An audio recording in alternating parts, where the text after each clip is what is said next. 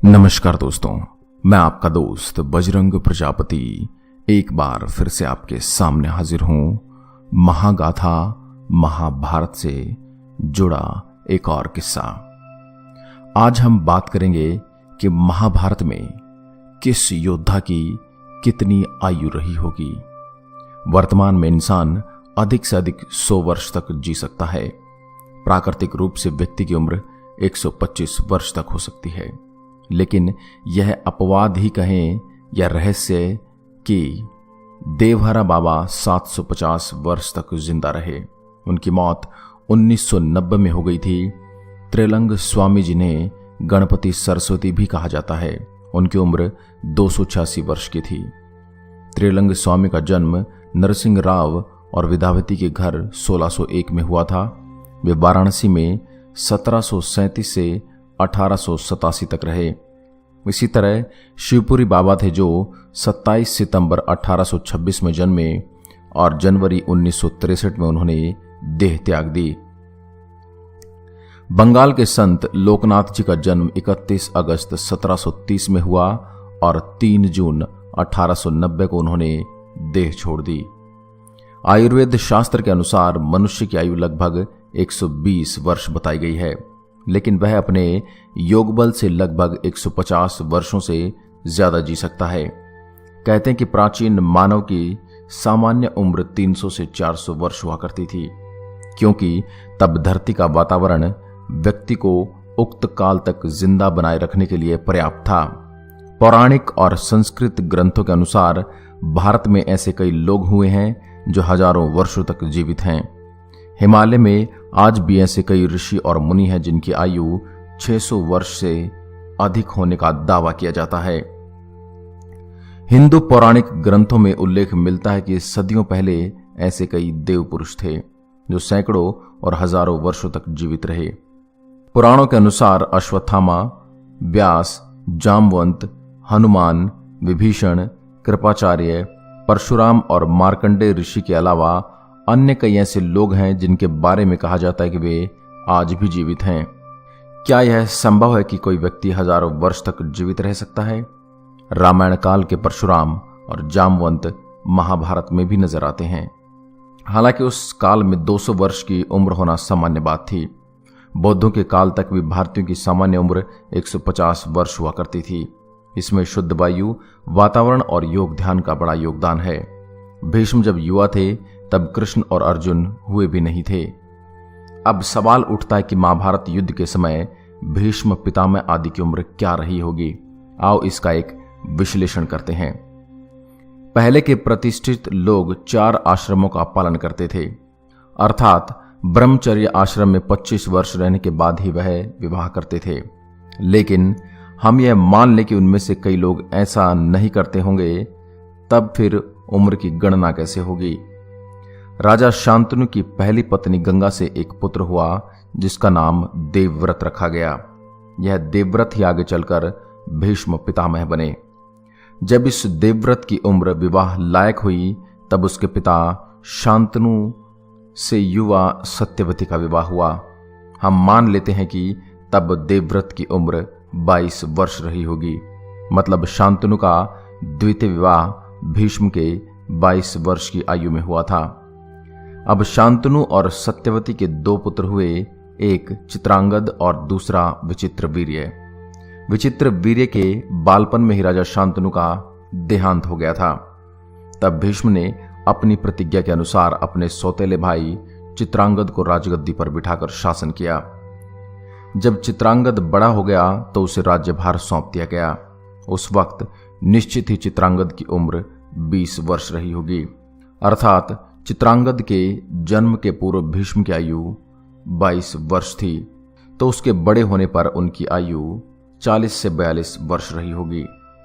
चित्रांगद की राजगद्दी पर बैठने के बाद उसने लगभग 8 वर्ष तक शासन किया और गंधर्वराज के साथ एक युद्ध में वह मारा गया। मतलब भीष्म की 42 वर्ष की आयु में 8 वर्ष और जोड़ देने पर 50 वर्ष होती है। मतलब चित्रांगद की मृत्यु के समय भीष्म की आयु 50 वर्ष रही होगी। चित्रांगद के बाद भीष्म ने विचित्रवीर्य को गद्दी पर बैठाया, जो अभी इस लायक नहीं था। मतलब बालपन में ही उसे गद्दी पर बैठाया गया। चित्रांगद के लगभग 28 वर्ष की उम्र में मरने के बाद उसका भाई विचित्रवीर्य राज्य शासन के योग्य अर्थात यौवन दशा को प्राप्त नहीं हुआ था। लगभग 5 वर्ष के बाद विचित्रवीर्य के प्रौढ़ होने पर उसका विवाह हुआ, अर्थात चित्रांगद की 28 वर्ष में मृत्यु के 5 वर्ष बाद विचित्रवीर्य ने राजगद्दी का भार संभाला। तब उसका विवाह काशीराज के अंबिका और अंबालिका नामक 2 युवतियों से हुआ, अर्थात उस समय भीष्म की आयु 50 से 55 वर्ष की रही होगी। विवाह होने के पश्चात 7वें वर्ष विचित्रवीर्य क्षय रोग से बीमार होकर चल बसा। इस मान से भीष्म की आयु अब 63 वर्ष की रही होगी। चित्रांगद और विचित्रवीर्य दोनों पुत्रहीन मरे थे, इसलिए भीष्म के समक्ष यह यक्ष प्रश्न था कि आगे किसे राज्य सौंपा जाए। तब सत्यवती ने भीष्म से कहा कि आप अंबिका और अंबालिका के साथ विवाह करके पुत्र उत्पन्न करो, लेकिन भीष्म ने ब्रह्मचर्य की प्रतिज्ञा ले रखी थी। बहुत मनाने पर भी भीष्म नहीं माने। तब सत्यवती ने अपने पराशर ऋषि के संयोग से उत्पन्न पुत्र कृष्ण द्वैपायन अर्थात वेद व्यास जी के नियोग से अंबिका और अंबालिका को पुत्र प्राप्ति का सौभाग्य प्राप्त करवाया। इससे धृतराष्ट्र, पांडु और विदुर का जन्म हुआ, अर्थात इनके जन्म के समय भीष्म की आयु 65 वर्ष हो चुकी थी। कहते हैं कि जब सत्यवती ने राजा शांतनु से विवाह किया था तो उसके पूर्व ही उन्होंने एक पुत्र को जन्म दिया था, जो कि पाराशर का पुत्र था, जिसका नाम वेद व्यास था। अर्थात व्यास जी की आयु भीष्म की अपेक्षा 16 वर्ष कम मानी जा सकती है। इस मान से अंबा और अंबालिका के साथ नियोग के समय व्यास जी की आयु लगभग 50 वर्ष के करीब रही होगी।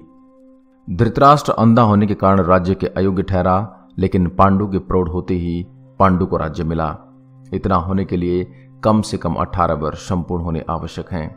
इसलिए पांडु के राज्याभिषेक के समय भीष्म की आयु 65 और 18 वर्ष यानी 83 वर्ष तो निश्चित ही रही होगी। राजा पांडु ने 10 से 12 वर्ष अच्छे प्रकार राज्य किया, जिसके पश्चात उनको क्षय रोग होने के कारण वे हिमालय की पहाड़ियों में जाकर रहने लगे और फिर ऐसे में धृतराष्ट्र को राजगद्दी मिली। उस समय भीष्म की आयु 95 वर्ष के लगभग रही होगी। इसके पश्चात 4 से 5 वर्षों की अवधि में युधिष्ठिर और दुर्योधन आदि का जन्म हुआ, अर्थात पांचों पांडवों के जन्म के समय भीष्म लगभग 100 वर्ष की आयु को प्राप्त हो चुके थे। युधिष्ठिर और दुर्योधन की आयु में लगभग 1 या 2 वर्ष का ही अंतर प्रतीत होता है।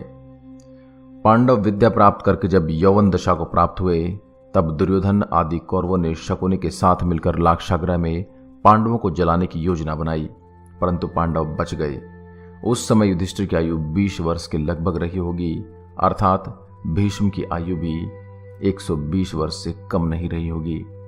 इसके पश्चात प्राय 10 से 12 वर्ष तक पांडवों को कष्ट झेलने पड़े। बाद में कुछ राज्य देने की बात हुई, तब उस समय युधिष्ठिर की आयु कम से कम 32 वर्ष और भीष्म की आयु 132 वर्ष की मानी जा सकती है। इंद्रप्रस्थ मिलने के बाद पांडव राज्य करने लगे। लगभग 25 वर्षों में पांडवों ने दिग्विजय करके राज्य वैभव बढ़ाया और राजसूय यज्ञ किया। इस समय युधिष्ठिर की आयु 57 वर्ष और भीष्म की आयु 157 वर्ष की हुई थी। राजसूय यज्ञ में पांडवों के वैभव और ऐश्वर्य को देखकर दुर्योधन के मन में कटुता उत्पन्न हुई और उसने उनका राजपाट छीनने के लिए एक कपट की रचना की। द्यूत क्रीड़ा में हार होने से पांडवों को 12 वर्ष का वनवास हुआ और 1 वर्ष अज्ञातवास। वनवास की समाप्ति के समय युधिष्ठिर की आयु 70 वर्ष की थी और भीष्म की आयु 70 वर्ष मानी जा सकती है। वनवास और अज्ञातवास की समाप्ति के बाद कुछ समय दोनों पक्षों का बातचीत करने में व्यतीत हुआ और उसके पश्चात महाभारत युद्ध तय हो गया। यह युद्ध 18 दिनों तक चला। उस वक्त भीष्म पितामह की आयु लगभग 170 वर्ष थी। जब वे महाभारत युद्ध करते हुए शरशैया पर शरीर त्याग गए, दरअसल भीष्म सामान्य व्यक्ति नहीं थे, वे मनुष्य रूप में देवता वसु थे। उन्होंने ब्रह्मचर्य का कड़ा पालन करके योग विद्या द्वारा अपने शरीर को पुष्ट कर लिया था। दूसरा, इनको इच्छा मृत्यु का वरदान भी था, इसलिए इनकी उम्र इतनी लंबी रही थी। उपरोक्त बातें अनुमान पर आधारित हैं। जब आप भीष्म की उम्र के मान से अन्य सभी योद्धाओं की उम्र का अनुमान आसानी से लगा सकते हैं। कहते हैं कि युद्ध के 15 वर्ष बाद धृतराष्ट्र, गांधारी, विदुर आदि वन में चले गए थे। वहीं 2 वर्ष के अंतराल में उनकी जीवन लीलाएं समाप्त हो गई थी। शोधानुसार महाभारत का युद्ध 22 नवंबर 3067 ईसा पूर्व हुआ था। तब भगवान श्री कृष्ण 55 या 56 वर्ष के थे। हालांकि कुछ विद्वान मानते कि उनकी उम्र 83 वर्ष की थी। महाभारत युद्ध के 36 वर्ष बाद उन्होंने देह त्याग दी थी। इसका मतलब 119 वर्ष की आयु में उन्होंने देह त्याग किया था। आर्यभट्ट के अनुसार महाभारत युद्ध 3137 ईसा पूर्व में हुआ था। पुराणों के अनुसार श्री कृष्ण की आयु 125 वर्ष बताई गई है, जबकि ज्योतिषियों के मतानुसार उनकी आयु 110 वर्ष थी। कलयुग का आरंभ श्री कृष्ण के निधन के 36 वर्ष पश्चात हुआ था। इस युद्ध के समय अर्जुन 55, कृष्ण 83 और भीष्म कम से कम 150 वर्ष के थे। इन लोगों की उम्र के मान से ही अन्य सभी योद्धाओं की उम्र का अंदाजा लगाया जा सकता है। जैसे अर्जुन से युधिष्ठिर और भीम 2 से 4 साल बड़े रहे होंगे, सहदेव और नकुल 2 साल छोटे रहे होंगे। तो दोस्तों, हमारा आज का विश्लेषण आपको कैसा लगा, हमें कमेंट बॉक्स में जरूर बताइए। अगर आपके हिसाब से इनकी उम्र कुछ और हो सकती है तो हमें कमेंट बॉक्स में जरूर बताइए। ऐसी अन्य वीडियोस के लिए आप हमारे चैनल शब्दबाण को लाइक करें, शेयर करें एंड सब्सक्राइब करें। एक बार फिर आपसे मुलाकात होगी एक और ऐसे दिलचस्प किस्से के साथ। तब तक के लिए नमस्कार, जय हिंद, जय भारत।